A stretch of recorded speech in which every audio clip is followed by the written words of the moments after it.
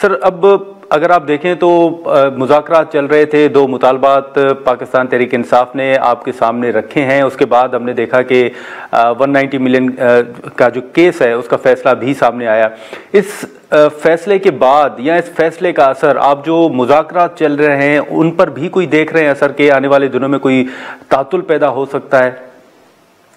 یہ میرا نہیں خیال کہ فیصلے سے، کیونکہ اس بات کو کئی مرتبہ پی ٹی آئی اور اپوزیشن نے واضح کیا ہے مذاکرات کے دوران بھی اور ویسے بھی، کہ یہ کیسز اپنی جگہ چلتے رہیں گے اور مذاکرات جو ہے وہ اپنی جگہ چلتے رہیں گے۔ یہ اوور لیپنگ نہیں ہونی چاہیے، کیونکہ کوئی کنڈیشنز لگا کر تو کبھی بھی مذاکرات نہیں ہو سکتے نا۔ مذاکرات میں ہمیشہ یہ درس دیتا ہوں یا کہتا ہوں کہ مذاکرات ایک خوشین کے ساتھ ہونے چاہیے، مذاکرات جو ہے وہ بغیر کسی کنڈیشن کے ہونے چاہیے، اور مذاکرات جو ہیں وہ فلیکسیبلٹی کے ساتھ ہونے چاہیے۔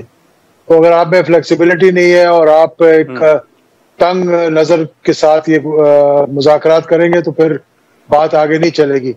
دیکھیں کیسز کا تو سب کو پتا تھا کہ بھئی کئی کیسز میں کوئٹ ہو گئے، ایک کیس میں سزا ہوگی، ہر کوئی یہ کہہ رہا تھا کہ سزا ہوگی، اور اس پہ اتنی بحث ہوئی ہے اس کیس پہ کہ جس طرح یہ کوئی حتمی فیصلہ ہے۔ ابھی آگے اپیل ہے، ایک کورٹ میں ہے، دوسرے کورٹ میں اپیل ہے، تو ابھی یہ بڑا لمبا جو ہے معاملہ چلتا رہے گا، اور مذاکرات جو ہے امید ہے کہ وہ اچھے خوش اسلوبی کے ساتھ آگے بڑھیں گے۔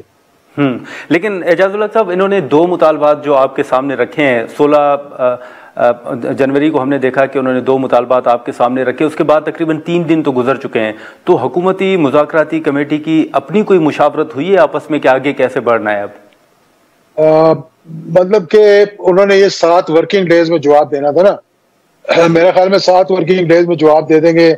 جمعرات کو مذاکرات ہوئے، جمعہ بیچ میں ایک دن تھا، پھر 2 دن کی چھٹی آ گئی ہے۔ اب اگلا منڈے یا ٹیوزڈے کو میرے خیال میں سب کمیٹی ایک بنائی ہے، وہ بیٹھے گی، اور پھر میرا خیال ہے کہ اس میں ایک جواب تیار کریں گے لیگلی ان کے مطالبات کو دیکھتے ہوئے، اسی نقطۂ نظر سے ایک جواب تیار کیا جائے گا جو کہ اندر گفتگو جو ہے وہ اور ہوگی اور باہر کے لیے ایک اور پیغام ہوگا، جس طرح انہوں نے پی ٹی آئی والوں نے کیا، اپوزیشن نے، کہ اندر گفتگو بہت اچھے اس سے ہوتی رہی، اور باہر کے لیے ایک پیغام جو ہے وہ سخت ایک چارج شیٹ والا جو ہے وہ لیٹر سامنے لایا گیا۔ تو مجھے امید ہے کہ یہ بات چیت آگے چلے گی۔ یہ جو سب کمیٹی کی آپ بات کر رہے ہیں، اس سب کمیٹی کے کون کون اراکین ہیں سر اس حوالے؟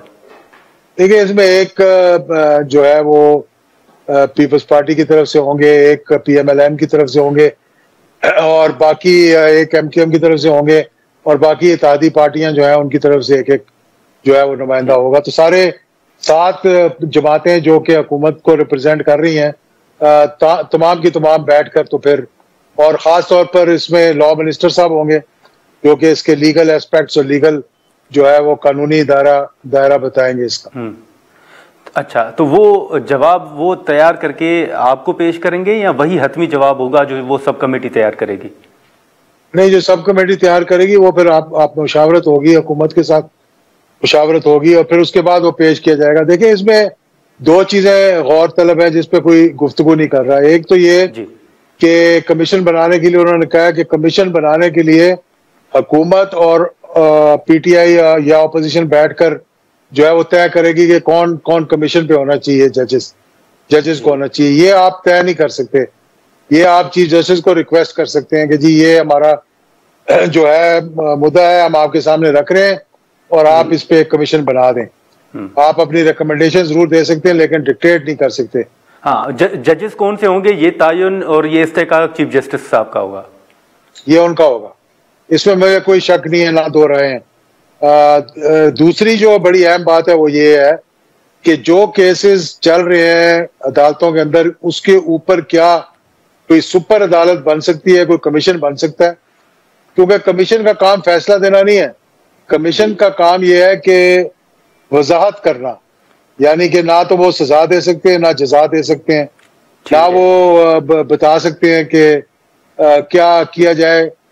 فیصلہ جو ہے وہ عدالتوں نہیں کرنا ہے، کمیشن نے نہیں کرنا۔ تو کیا عدالتوں کے اوپر کمیشن بن سکتا ہے کہ نہیں بن سکتا، یہ چیز بھی دیکھنی پڑے گی پہلے۔ ٹھیک ہے، لیکن کیا ہم یہ کہہ سکتے ہیں کہ حکومت جوڈیشل کمیشن کی تشکیل کے حوالے سے تیار ہے؟ میں یہ نہیں ابھی کہہ سکتا. یہ دونوں جو میں نے نقطے آپ کو بتائے نا, یہ زیر غور ہوں گے. پھر وہ بتائیں گے, ہمارے لا منسٹر جو ہے وہ لیگل پوائنٹ سامنے لے کر آئیں گے, اور پھر پولیٹیکلی جو ہے وہ باقی جماعتیں جو ہیں وہ ان کا فیصلہ ہوگا کہ کس طرح سے آگے بڑھنا ہے.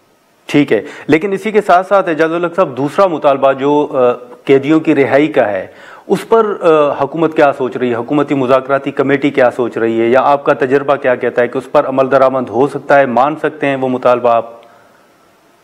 انہوں نے کہا ہے کہ آپ مداخلت نہ کریں, اور حکومت کو چاہیے کہ وہ مداخلت نہ کرے. اگر وہ کر رہی ہے تو پھر بھی نہ کرے. وہ تو ہم بھی یہی ریکمینڈ کریں گے کہ آپ مداخلت نہ کریں, عدالتوں کو اپنا جو ہے فیصلہ کرنے دیں. اچھا, تو اب اس وقت اگر آپ دیکھیں تو ایک جو کنفیوژن ہے پارٹی کے اندر, اگر ہم کہیں تو مختلف بات ہوتی ہے کہ پاکستان تحریک انصاف کے اندر بہت سے لوگ یہ چاہتے ہیں کہ اسٹیبلشمنٹ کے ساتھ ہماری بات چیت ہو, اور کچھ لوگ سیاسی جماعتوں کے ساتھ چاہتے ہیں. یہ جو بیرسٹر گوہر صاحب کی ملاقات ہوئی آرمی چیف صاحب کے ساتھ, سر اس پر مذاکراتی کمیٹی کو کوئی تحفظات ہیں؟ کیونکہ عرفان الحق صدیقی صاحب کا تو بیان ایک سامنے آیا ہے.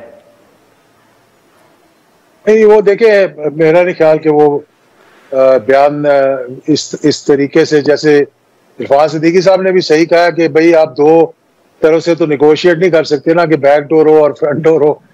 بات یہ ہے کہ جتنی ملاقاتیں ہوں اتنا ہی بہتر ہے. میں تو یہ سمجھتا ہوں کہ اس ملاقات میں کوئی حرج نہیں ہے. ایک لا اینڈ آرڈر کی میٹنگ تھی, اس میں ان کو بھی بلایا گیا, اور یہ بہت خوشائند بات ہے کہ وہ پی ٹی آئی جو کہ بیٹھنا ہی نہیں چاہ رہی تھی, وہ پی ٹی آئی جو ایک بڑا سخت نیریٹو دے رہی تھی, اگر وہ بیٹھ گئی اور اس کے بعد کوئی ملاقات اس کے علاوہ بھی اگر ہوگی, اور جسے خان صاحب نے خود بھی کہہ دیا کہ بڑی خوشائند ہے, تو پھر اس کو آگے لے کر چلنا چاہیے نا. پھر وہ اس قسم کے ٹویٹ نہیں کرنے چاہیے کہ جس میں آپ پھر انہی کے ساتھ بیٹھ کر خوشائند کہیں اور انہی پہ پھر آپ حملہ کرنا شروع کر دیں.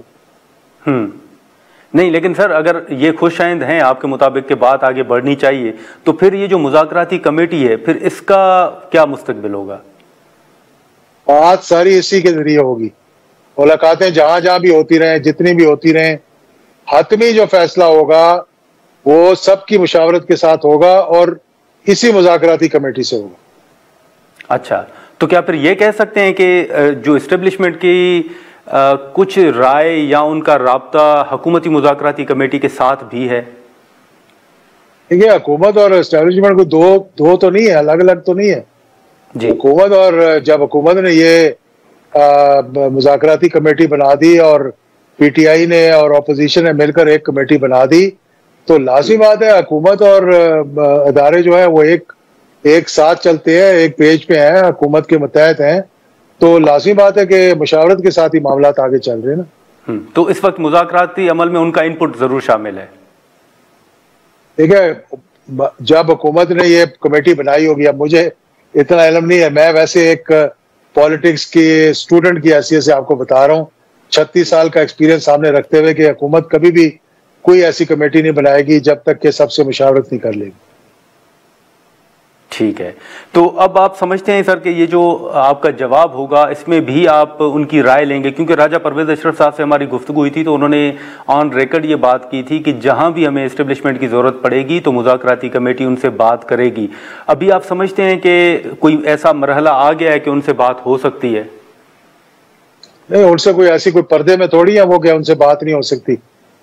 بات ضرور ہو سکتی ہے ان سے. اگر کوئی مشاورت کرنی ہوگی, کوئی پوچھنا ہوگا یا کوئی بات بتانی ہوگی, تو لازمی بات ہے کہ they are just a phone call away. کوئی ہر ایک سے, مجھ سے, ہم سے نہیں, وہ پی ٹی آئی سے بھی, اپوزیشن سے بھی, ہر کسی سے رابطے میں. اچھا, وہ رابطے میں ہیں؟ بالکل بالکل, رابطے نہیں ٹوٹتے, رابطے ہمیشہ رہتے ہیں کسی نہ کسی ذرائع سے.